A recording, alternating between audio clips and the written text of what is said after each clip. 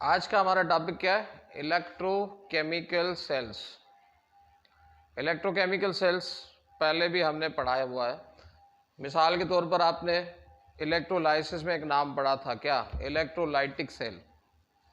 Electrolytic cell क्या होता है? इलेक्ट्रोलाइटिक सेल वो होता है जिसके अंदर हम इलेक्ट्रोलाइसिस का रिएक्शन करते हैं।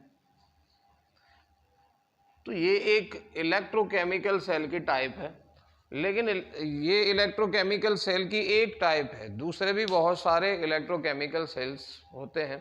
तो आज हम बेसिकली डिफाइन करेंगे कि इलेक्ट्रोकेमिकल सेल्स हैं क्या। देखिए, इलेक्ट्रोकेमिकल सेल्स दो तरह के होते हैं।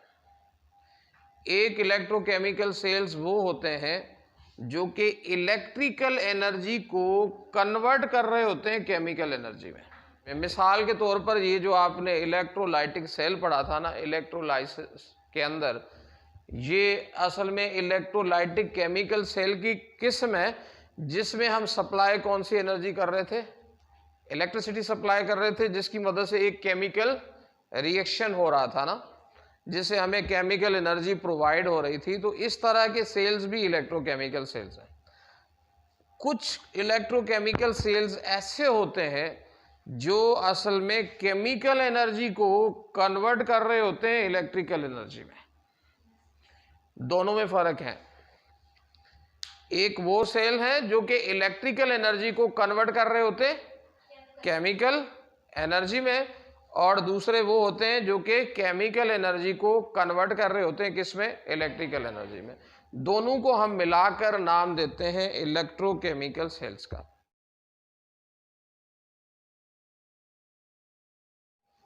इलेक्ट्रोकेमिकल सेल्स की टाइप्स में एक टाइप है जो कहलाती है गैल्वानिक सेल्स या वोल्टाइक सेल। याद रखें, ये एक सेल नहीं है बल्कि सेल्स का एक ग्रुप है जिसको हम कहते हैं गैल्वानिक सेल्स या वोल्टाइक सेल्स। गैल्वानिक सेल्स या वोल्टाइक सेल वो इलेक्ट्रोकेमिकल सेल्स हैं जो कि केमिकल एनर्जी को कन्वर्ट कर रहे होते हैं इलेक्ट्रिकल एनर्जी। चलें, इसकी मैं आपको एक छोटी सी एग्जांपल दे देता हूं। समझ लें कि हमारे पास एक लेमन है। लेमन तो समझते हैं ना, नींबू।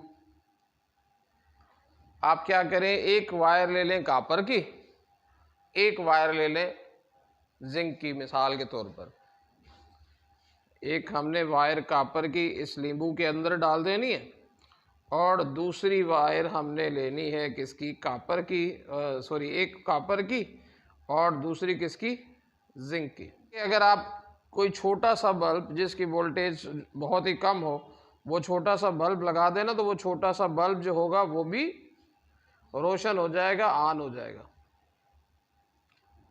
ये समझ लें कि ये एक सादे से सादे गैल्वानिक सेल या वोल्टाइक सेल की एग्जांपल है। ये किस तरह से गैल्वानिक सेल या वोल्टाइक सेल की एग्जांपल है कि असल में नींबू का रस जो है, हम पहले भी पढ़ चुके हैं, नींबू के अंदर एसिड होता है। कौन सा एसिड होता है? सिट्रिक एसिड होता है। और वो नींबू का रस असल में इस कॉपर और जिंक की वायर से रिएक्ट करता है।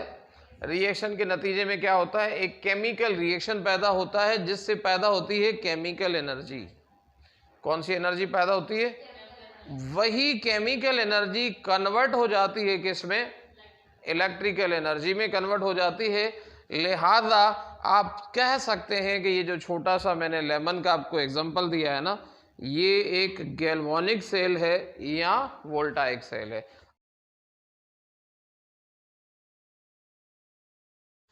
देखें, गैल्वानिक सेल या वोल्टाइक सेल, ये तो हमने समझ लिया कि गैल्वानिक सेल या वोल्टाइक सेल क्या है। ये ऐसे इलेक्ट्रोकेमिकल सेल्स हैं जो कि केमिकल एनर्जी को कन्वर्ट कर रहे होते हैं किसमें? इलेक्ट्रिकल एनर्जी में। गैल्वानिक सेल में जो सबसे सिंपलेस्ट सेल जो फर्स्ट टाइम बनाया गया था ना, उसका नाम है डैनियल सेल। गैल्वानिक सेल्स की डिफरेंट टाइप्स है ना, उन टाइप्स में जो सबसे सिंपलेस्ट सेल जो फर्स्ट टाइम बनाया गया था उसका नाम क्या है? Daniel cell. ये क्या है, सिंपलेस्ट गैल्वानिक सेल है या वोल्टाइक सेल है। और ये क्या काम करता है, ये केमिकल एनर्जी को कन्वर्ट करता है किस में, इलेक्ट्रिकल एनर्जी में, है बिजली में कन्वर्ट करता है।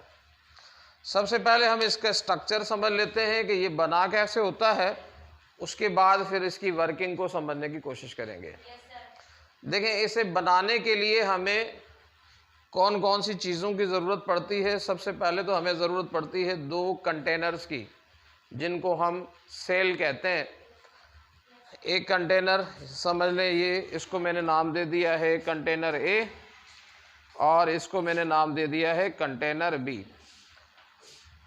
दूसरी चीज़ ये ध्यान में रखें, इन दोनों कंटेनर्स को हम हाफ सेल कहते हैं। यानी ये जो एक कंटेनर आपको नज़र आ रहा है ये हाफ सेल है, और ये जो दूसरा कंटेनर नज़र आ रहा है ये हाफ सेल है, और इन दोनों कंटेनर्स को मिलाकर हम कंप्लीट सेल बोलेंगे। एक चीज़ हमें चाहिए, 1 मोलर जिंक सल्फेट का सॉल्यूशन। अब 1 मोलर जिंक सल्फेट सॉल्यूशन कैसे बनाएंगे, अगर हम जिंक सल्फेट का 1 मोल ले लें और उसको 1 लीटर सॉल्यूशन में हल कर दें, तो वो क्या बन जाएगी, 1 मोलर जिंक सल्फेट सॉल्यूशन बन जाएगी। वो सॉल्यूशन हमने एक हाफ सेल में डाली हुई है, और दूसरे हाफ सेल में हमने कॉपर सल्फेट की 1 मोलर सॉल्यूशन डाली हुई है। अच्छा, इसके साथ हमें 2 इलेक्ट्रोड्स भी चाहिए होंगे। इलेक्ट्रोड तो समझते ही हैं, एक इलेक्ट्रोड चाहिए होगा जिंक का इलेक्ट्रोड, और दूसरा इलेक्ट्रोड चाहिए होगा कॉपर का इलेक्ट्रोड। जिंक का इलेक्ट्रोड हमने डाल देना है जिंक सल्फेट की सॉल्यूशन में, ये वाला, और जो कॉपर का इलेक्ट्रोड है वो हमने डाल देना है कॉपर सल्फेट की सॉल्यूशन में। ये फिलहाल मैं हटा देता हूँ यहाँ से। और ये जो आपको बीच में नज़र आ रही है ये कहलाती है साल्ट ब्रिज। ये ब्रिज की तरह जो आपको नज़र आ रही है ना, जैसे बिल्कुल, इस वजह से इसको हम नाम क्या देते हैं, साल्ट ब्रिज।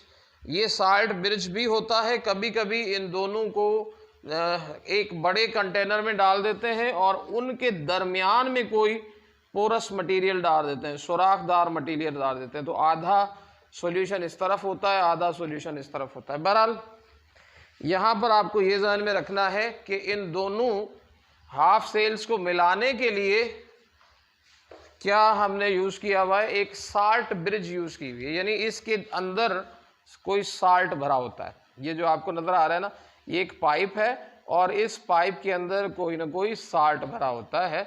इस वजह से इसको हम क्या नाम देते हैं, साल्ट ब्रिज। और हमें चाहिए होगा मेटल वायर्स। मेटल वायर्स किस लिए, क्योंकि हम इसकी करंट को चेक करना चाहते हैं कि इसमें से करंट पास हो रहा है या नहीं। और एक चीज़ हमें चाहिए होगी, वोल्ट मीटर। वोल्ट मीटर किस लिए, कि हम ये पैमाइश कर सकें कि इसके अंदर से कितना करंट पास हो रहा है। तो यहाँ पर देखें, एक वोल्ट मीटर का एक जो किनारा है हमने एक वायर की मदद से जिंक इलेक्ट्रोड के साथ कनेक्ट कर देना है, और इसी वोल्ट मीटर का जो दूसरा किनारा है वो हमने कॉपर के इलेक्ट्रोड के साथ कनेक्ट कर देना है। अच्छा, इन दोनों को जैसे ही कनेक्ट करेंगे ना, तो ये वोल्ट मीटर की जो सुई है ना, वो उसके अंदर डिफ्लेक्शन पैदा होगी और ये आपको रीडिंग बताना शुरू कर देगी। इससे तकरीबन जो वोल्टेज पैदा होती है ना, 1.2 वोल्ट की वोल्टेज पैदा होती है। ये हो गया इसका स्ट्रक्चर। इसके बाद मैं आपको इसकी वर्किंग समझाता हूँ कि किस तरह से ये वर्क कैसे करता है।